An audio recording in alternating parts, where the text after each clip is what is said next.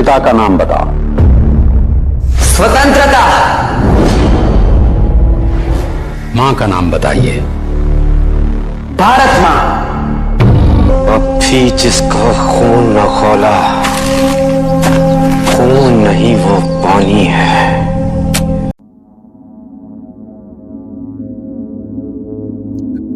देश की आजादी के लिए, भारत के तिरंगे की आन बान शान के लिए असंख्य वीर बलिदानियों और स्वतंत्रता सेनानियों ने अपने जीवन की बाजी लगा दी।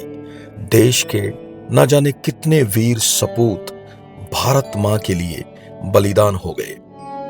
इसी प्रकार 23 अगस्त 1904 में क्रांति की किलकारी गूंजी भादरा शहर के प्रतिष्ठित सेठ घनश्याम दास सराफ के घर, जिनके यहाँ एक पुत्र का जन्म हुआ, जिनका नाम रखा गया सत्यनारायण सराफ। सत्यनारायण सराफ जी की प्रारंभिक शिक्षा भादरा के ही स्थानीय विद्यालय में हुई।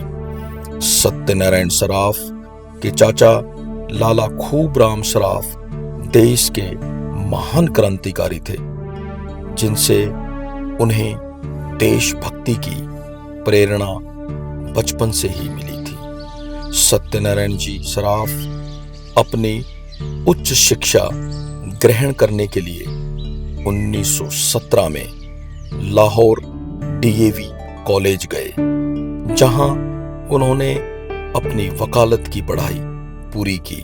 वकालत की पढ़ाई पूरी करते ही तत्कालीन अंग्रेजी हुकूमत ने उन्हें उच्च पद पर नौकरी का आग्रह किया, पर उनके अंदर अलग ही ज्वाला सुलग रही थी। लाला सत्यनारायण सराफ 1919 में पंजाब में हुए जलियांवाला बाग हत्याकांड से बहुत ही आहत थे।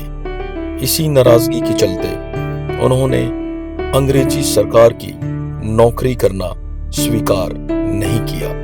इसी दौरान इनकी भेंट पंजाब केसरी लाला लाजपत राय से हुई, जो उस समय हिसार में वकालत कर रहे थे। सत्यनारायण जी, मैं चाहता हूं कि आप अंग्रेजों की नौकरी का ऊपर ठुकरा दें, क्रांतिकारियों के लिए लड़ाई लड़ें, और मैं चाहता हूं कि आप क्रांतिकारियों के लिए केस लड़ें। उसी दौरान लाला अपनी कानूनी शिक्षा के आधार पर उनकी निशुल्क पैरवी करने लगे। सत्यनारायण जी बीकानेर रियासत में हो रहे सारे घटनाक्रम, जुल्म और सारी गतिविधियां पत्र के माध्यम से लाला लाजपत राय जी को पहुंचाते रहे। सत्यनारायण जी ने गांधी जी को उनके क्षेत्र में हो रहे अंग्रेजों और जागीरदारों द्वारा किए जा रहे जुल्म और उनके कार्य के कारण बन रहे उनके दुश्मनों के विषय में पत्र लिखा और मिलने का निवेदन किया। 7 सितंबर 1931 को सत्यनारायण जी गांधी जी से मिलने पहुंचे। गांधी जी के कहने पर वे एक बड़ा शिकायती पत्र तैयार करते हैं, जिसमें वो राजशाही और अत्याचार के विषय में एक ज्ञापन बनाकर भेजते हैं। सत्यनारायण सराफ का ज्ञापन बापू ने गोलमेज सम्मेलन में अध्यक्ष को दिया। ज्ञापन का जवाब बीकानेर रियासत को देने के लिए कहा गया, जिसके कारण बीकानेर के महाराज सत्यनारायण जी से क्रोधित हो गए और उन्हें राजद्रोही करार दे दिया गया। सत्यनारायण जी भादरा से अन्य सुरक्षित स्थान पर चले गए, क्योंकि उन्हें अन्य साथियों की मदद करनी थी। सत्यनारायण जी को देश निकाला दे दिया गया, किंतु फिर भी उनकी क्रांतिकारी कलम नहीं रुकी। वही कई बार गिरफ्तार भी हुए, उन्हें प्रताड़ित भी किया गया, अनेकों धाराएं लगाई गई, किंतु सत्यनारायण जी देश भक्ति और जज्बा अटूट था और वे पिघले नहीं। 14 फरवरी 1938 को एक अधिवेशन में सत्यनारायण जी की मुलाकात सुभाष चंद्र बोस से हुई, जहां उन्हें हिसार आने का निमंत्रण दिया गया, जिसके बाद 1939 में सुभाष चंद्र बोस हिसार आए और कई क्षेत्रों का दौरा किया। बीकानेर रियासत उनकी क्रांति के आगे घुटने टेक चुकी थी।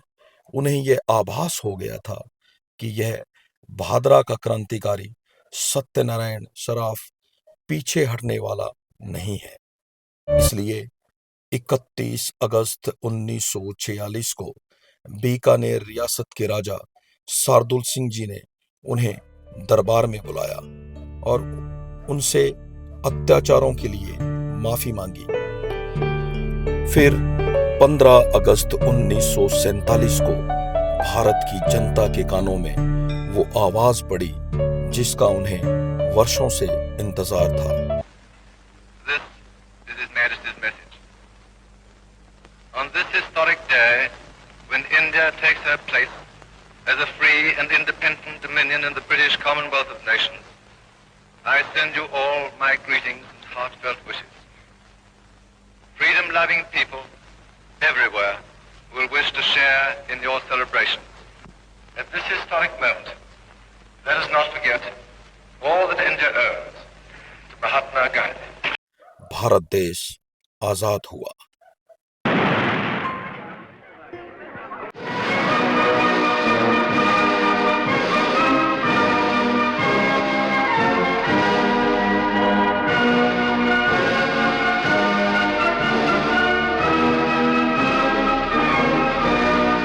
तेरह सितंबर 1970 को 66 वर्ष की उम्र में लाला सत्यनारायण जी सराफ परलोक सिधार गए, पर भादरा में वो बागी हवा छोड़ गए जो आज हम सबके दिलों में बसती है।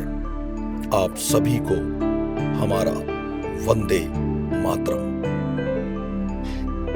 लाला सत्यनारायण जी ने, जो मेरे दादाजी हैं, उन्होंने प्रारंभिक शिक्षा यहाँ लेने के बाद में और आगे की पढ़ाई करने के लिए वो हिसार गए। हिसार के बाद में हमारा परिवार एजुकेशन में हमेशा ही अच्छा था। उस टाइम भी बलबीर जी हमारे दादाजी थे जो लंदन पढ़ते थे, और हमारी फैमिली में हमारे दादा सत्यनारायण जी भी उस टाइम, उसके आगे उनका मन था कि वो भी वहाँ से पढ़ाई करे और वहीं पे बैरिस्टर की पढ़ाई लंदन में करे। लेकिन कुछ ऐसा फैमिली में घटा कि दादा बलबीर जी वहाँ पे एक्सपायर हो गए लंदन में, और उसमें फैमिली बिल्कुल हिल गई और वहाँ से दादाजी को वहाँ जाने के लिए मना कर दिया गया और उनको आगे की पढ़ाई के लिए। अब देखिए, नियति जो है वो समय से आगे चलती है। वो कहाँ बाहर जा रहे थे और कहाँ उनको लंदन की जगह लाहौर जाना पड़ा।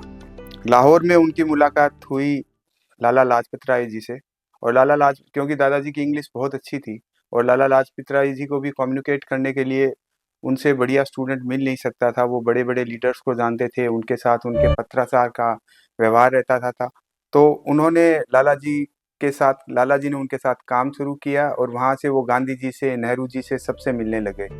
फिर लाला लाजपत राय जी उनके नाम से खुश होकर, उनके काम से खुश होकर उनको अपना नाम दिया लाला, और उसके बाद में सारी कम्युनिटी और वहाँ लाहौर के अंदर सब उनको लाला के नाम से जानने लग गए।